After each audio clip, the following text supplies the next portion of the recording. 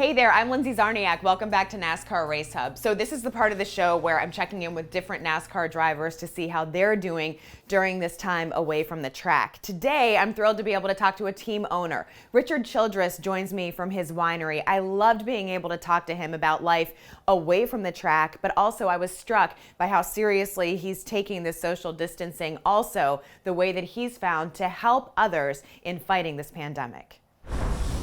Richard, I am so appreciative of you taking the time to join us. It's great to see you. How have you been during these new uncertain times?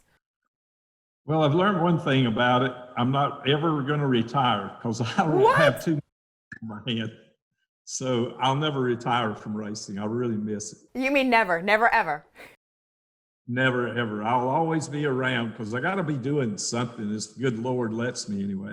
So what is it that you've been doing to fill your days? Well, I've been running bulldozers, tractors, fence work, just whatever I can do to go out, did a little turkey hunting and just anything I can do. Been at the winery. I can't do much there except taste wine. So I've been there. So spend a little time there. Where are you right now? We're in the shops above the winery and we're set up here in one of the open buildings that we have up here, one of the open offices. I heard you like to get up really early in the morning. Have you been sticking to that schedule, get your exercise in? I definitely do. I get up at 5 o'clock usually in the morning, no later than 6. And I go to the shop. I've been going to the shop about every day, working, trying to figure out what we can do when we do come back to racing, which is going to be sooner than later, I hope. What would you say the impact of all this has been on you and your family? It's been tough. It gives everyone an eye opener that, you know, you wake up in the morning, you think, did I just have a bad dream? And, but it's for real. And to see that all the suffering that's going around, our family is really close and we've been able to talk a lot about things and spend more time. We're still social distancing. My wife and I are staying home when we're there. We don't have any guests over. So that's kind of what we've been doing. I think that's so hard, right? My kids were just asking me yesterday, Mom, when can I have friends over again? And then my daughter quickly said, you got to stay 6 feet apart. You know, is it hard to stick to that? Because it does at some point seem like people start to get a little bit relaxed about that too. It is, but it's so important that we all follow those guidelines because we've got to get rid of this monster. This terrible thing has affected the world. We got to get rid of it. And our best way is following all the guidelines, washing your hands, doing all the correct things that they tell you to do, and staying 6 foot apart, wearing masks. I think you're going to see more and more people in America out wearing masks. I know I wear one if I go to the grocery store for my wife. And I went to the drugstore the other day. The guy behind there said, it's great seeing you set an example wearing a mask. And I think that's good. Richard, I know that you're doing something to really make an impact to be able to help first responders out there. What is it exactly that you've come up with? Well, we're donating a lot of my personal collection, memorabilia out of my personal collection, and it's all going to go on the eBay stores, and you can bid on some of it or you can buy some of the items, just buy them right out. How did you ever decide which items you were going to try to auction off? Those are amazing. We just went through and just picked a lot. And I got to thank all the ladies at RCR for helping me put this together. Another thing, the most toughest one to get rid of was out of my collection of Dale Earnhardt's original race cars he drove for me. I have chassis number 22 that he raced in the 90s. That I'm going to donate and give every bit of that money also, which that's going to be a big deal. We're trying to figure out how to do it. The car should bring from $250,000 to $400,000, and every bit of that money will go to this cause as well. That's amazing. All that history with Dale. I wanted to ask you a question because I was having a fascinating conversation with Bobby Labonte a few months back, and Bobby said that he had heard that there had been rumors that if it was Dale who had won that championship in 2000, that Dale was considering retiring. And I thought, if I ever have a chance to talk to you, I want to find out if that was the case, if there were rumblings about that. We had several conversations about that, he and I personal, and wow. I'll write about that in that book if I ever write it. But yeah, if he would have won a championship, there was Bobby wasn't too far off. I'll tell the rest of the story someday. I don't know about you guys, but I really need Richard to write that book. That was some fascinating insight about Dale Earnhardt. Coming up next, he's going to share some more classified information about the next-gen car NASCAR was working on when all of this happened.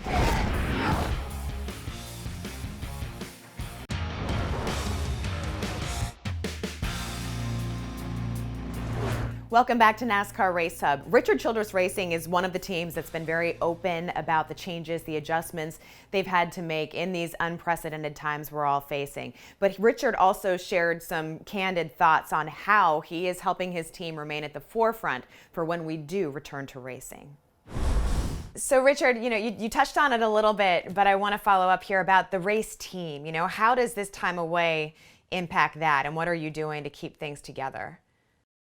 Well, we were all ready to go to Atlanta and Miami, sitting here with cars ready to go. It's so tough for our employees to be out and our pit crews to be out and not being able to work. But most of them are doing their own training, the pit crews. I know Austin and Tyler are both out. They're doing their own training and working to stay in physical shape. It's just tough, something you're so used to doing. And being at these racetracks, it's just tough on everyone having to stay at home when we need to be out racing. So what have some of the effects been on the race team because of this virus? Well, I think one of the worst things is knowing that people are out of work. We furloughed some people. We kept a certain amount of people on, but we furloughed, and it just, of all the things that I've really struggled with at night is thinking about on our family days, all the kids and families are there, and being able to, knowing that I'm responsible to try to take care of them, and you can't do nothing about it because of this monster that we have against us, this coronavirus. So what have you been doing? I know that affects you deeply as an owner. So do you have follow-up conversations? Do you check in with them? What is that like for you in your world to maintain those personal relationships? Well, I'm staying at the office about every day for a few hours. I will go in, social distancing, not having around. We got certain people that's coming in. We don't do the Zoom, but we do team. We can all get on there and we can talk about what we're doing, how we're bringing everyone back, what we're doing with the cars, what cars we got to work on, talking to our sponsors. Our group in our business development has done a wonderful job working with our sponsors and keeping them up to speed on everything that's going on. And I think they've done a great job there. I saw, and I've heard you say this before, just that you feel like one of the things that RCR does well is embracing change and evolving, right, in terms of the sport. And I know that you're doing that in ways with the next gen car, but with all of this that's happened unexpectedly, how do you even do that? It's so tough, Lindsay, because of the challenge that we're all facing. This happened so quick to us. None of us were expecting this. No one was prepared for it. So we've been having to go on. Life is going to be tough to ever go back. What is normal going to be when we do go back? So what we're trying to do is adjust today, be proactive to what we're going to have to do when we do go back to racing. Speaking of the development of the next gen car that I know you guys were involved with, where did that stand and what has been going on? Well, it was a great project. We had tested a lot. We had some great results from it. But with all of the things, the short season that we're going to have to compile all 36 races in here and getting things going next year and getting the economics of the sport back going, they've postponed that car to 2022. And it'll give us an opportunity to really do more testing. We were prepared to bring it out in 21. This car was 1 year behind, because if we had this car now, it would make life so much easier going into these next races. Why? Well, because you're not going to need as many cars. You'll be able to use those same cars at the different racetracks. For today, we got short track, road course, speedway, intermediates. With that car, you won't need but a couple of different style cars. I know the future of Richard Childress Racing seems to be in great hands, right? With the family that you have going on, of course. Are you excited, though, to become a great-grandfather again? I talked to Austin the Oh, other day. They seem like they're all pumped and ready. yeah, I just spoke with Whitney, and she's all excited. Austin is, and yeah, to be another great grandfather, it's going to be a lot of fun. I can't wait. And who I ever thought I'd live long enough to have a grandchild, great grandchild. I mean, How would you describe yourself as a great-grandfather? you know, I'm really excited about it, just seeing them, and I can't wait. Austin's going to have a little boy. Ty has a daughter that Oakley that's just a beautiful little girl, and it's just seeing them, it just makes me smile every time. And he said the name Ace came directly from you. So how does that make you feel? It's pretty cool. It's used to call him Ace, and he is. He's it's going to be great. I just don't know. He's going to call him Ace RC. My Yeah. brother called him Ace Dillon. Have you been paying attention a lot to all the iRacing? What do you think about it? I think it's great. I think it's going to help us bring a lot of new fans, a lot of young fans when we do go back to racing. People are so hungry for entertainment on TV now, being in your house all the time. And to watch, it's really good racing. The guys that have done it so much, that have won 1,600 races, are going to be your stars in it. And they deserve it. They do good. But just to watch it is great. And to see we got our sponsors involved in it, it gives us an opportunity to reach a lot of new fans. So I'm excited about it. Do you think you would ever get behind the wheel iRacing? I don't think so. I did the real simulators. We have those here. Yeah. I don't do good. I crash too much. Well, it's a little more forgiving. It is. It doesn't hurt as bad. And it's not near as expensive. That's the best thing. He's got a point, but those iRacing rigs are not cheap. Of course, they would be from the perspective of a team owner. Coming up, red or white? Yes, a man who owns a winery would have his thoughts on which to use when. We're going to get Richard's take.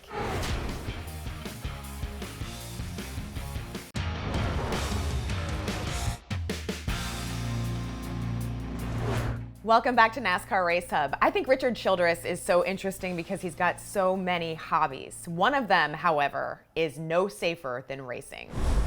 So Richard, I want to know what your day's like when you're in Montana. Everybody knows that you love the great outdoors. You spend a lot of time there, but how do you spend your days?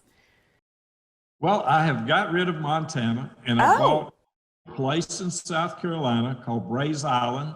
And it is a place that you can hunt, fish, do everything right there. Horseback rides, got a wonderful golf course. I was in Montana for 25 years, but I have been turkey hunting back here. They have deer hunting there. Fishing, I love to fish. So it's a whole new venture. It's time to do something different in my life. What is the situation you've been in that has been the scariest for you while hunting? I had a buffalo to get me in Africa one night, and had a grizzly bear to charge one time. But, a couple of those things in my life that keeps you on your toes. Well, what'd you do with the grizzly bear chasing after you? He's no longer with us. He's in the museum. Noted. He's in the museum. I got you. How does it help you get away from the pressures of racing? I think I have a place here at home, about 700 acres over here, that is a wildlife preserve that I've put together. I like to go over there in the evening and just get on the back porch of the little house there and have a glass of wine and just sit there and think about a lot of things and try to put my next day together. And that's kind of my getaway, is going over there and just having a nice glass of wine in the evening.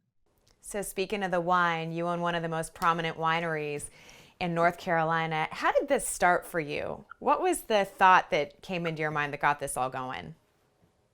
Well, I get that question a lot.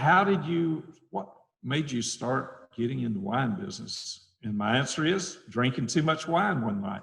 So that's my answer. But really, when we were going to Riverside, California, that's when I really got fell in love with wine back in those days when wine wasn't cool back in the 70s. What would you say is something about owning a winery that's similar to owning a race team? The people. You got to have top people We have a great winemaker, Mark Krzyzlowski. He's like our driver. And then you got to have the pit crew. That's all the ladies that work and take care of things around there. It's about people and putting the right people and having a product that you're proud of. All right, Richard, I'm so excited because we're going to play a game. I've got my glass of wine here so that you don't feel like you're alone, but this is a game called Red or White. So I'm going to read off an event, and I want you, with your expertise, to tell me, is it something that pairs better with red or with white? Are you ready? Yep. Okay. All right, the first event, winning the Daytona 500. Easy. You would have a glass of Victory Cuvée, which is for all the winning moments in your life. And it is a really great, we can't call it champagne. It is sparkling wine in North Carolina, but I'd put it up against almost anyone's champagne. You love champagne? Oh, yes, yeah. Especially after winning the Daytona 500. Okay, second event, celebrating 50 years of RCR. 50 years of RCR, I would probably have, this is a new label, by the way. It's pretty. It is a secure heritage that we have, and it really drinking good. This is a 15. I would drink it to celebrate 50 years of RCR, a red. Cheers. Years. All right, number 3, being inducted into the NASCAR Hall of Fame. Well, I think I would probably have a glass of Sauvignon Blanc. Oh. It is our signature. It is white. It is very good. I would also probably, if I didn't have it, I would have a glass of Angel's Wrath. It is really good. It is something neat. This is aged in whiskey barrels. Oh, I love that. Really cool. Wait, what type is that? Angel's Wrath. Angel's Wrath is a white, which is a aged in whiskey barrels. Yep. And on a bad, if you want really feel a little on the other side, is our red, and it's aged in whiskey barrels. And that one looks like a really full-bodied, intense kind, right? It is. They're like 16% alcohol. It makes you celebrate. Makes you a little warm. All right, this is one of my favorites. Welcoming home your great-grandson. Oh, it's going to have to be, I'd have to go back to the Victory Cuvée, because that would definitely be a winning moment in all of our lives to see when Ace is born. That's awesome. You know what's funny? My parents gave us a bottle of wine for both my kids when they were born to age until they turned 21. So if you were going to do that with Ace, what type would you do? I would do a bottle of red signature. We'll probably put back one of these right here, one of the reds, and put Ace's name on it. I know I have one with Oakley's name on it that I've kept at my home. So we're sitting there with some wine for the great-grandchildren. Next event, catching your dinner, as in maybe a fish. It would be the Sauvignon Blanc. I love Sauvignon Blanc with seafood. It's a really light, easy. I love it in the afternoon drinking. It's a great wine for drinking in the afternoon. Are you a Chardonnay guy at all? I like Chardonnay. We make a really buttery Chardonnay, which I like. Rusty Wallace loves our Chardonnay. He's a big Chardonnay drinker. All right, restarting the 2020 race season. How would you celebrate that? How will you celebrate that, I should say? Oh, how will I celebrate it? I'll be just glad to get started back, and I will drink any of our good Childress wines when we open the door for that first race, which I hope is coming very soon. I will have a glass of red Childress wine. Let's toast to racing soon. Hear, hear. How's that? Sounds Hear. good to me. Do you have any message for your fans, Richard, before we let you go? Anything that, I think your perspective, it's so unique because being an owner, but also just, you know so much about what it takes to be around people, connect people. What do you want to say to people out there in this time? You know, I think believe in America, believe in this country, believe in our leaders. They're going to help get us through this. It's going to be a tough row ahead of all of us because things won't be normal for quite a while. And what will we call the real normal someday? And just follow the guidelines that are being put out by our leaders in this country and our health leaders. I think that's the key to getting rid of this monster that has attacked the world. And it's sad, so sad to see what's happening economically to our country, but to our people and the deaths and the families. We just got to keep our hearts and our heads high and do a lot of praying. Is there anything that you've learned about yourself during this time that has surprised you? Uh, I think I might have said it earlier. I don't know if I said it on here, but I learned one thing is I'm not a very good retired person, so I'll be in racing for a long time. A lot of people are very thankful to hear that. Thank you, Richard. It's been so great talking to you. I really appreciate it. Well, thank you, and everyone stay safe in these times, and really can't wait to get back and talk about winning races. All right. Can't wait to see you again soon. Cheers. Thank you. Cheers. I know we all share those sentiments. I want to say a huge thank you to Richard Childress for taking the time to join me for this conversation. I think the work they're doing to get this auction off the ground is hugely important. Also, on the flip side, I really appreciated the time and the effort he put in to this wine demonstration. I think you should follow at home when you're choosing a glass. Lean on Richard's expertise. You can see conversations like this every night on NASCAR Race Hub, where we're going behind the scenes with your favorite drivers and owners to see how they're doing during this time of quarantine. You can check it out every night on Race Hub, 6 p.m. on FS1. I'm Lindsay Czarniak. Thanks for watching.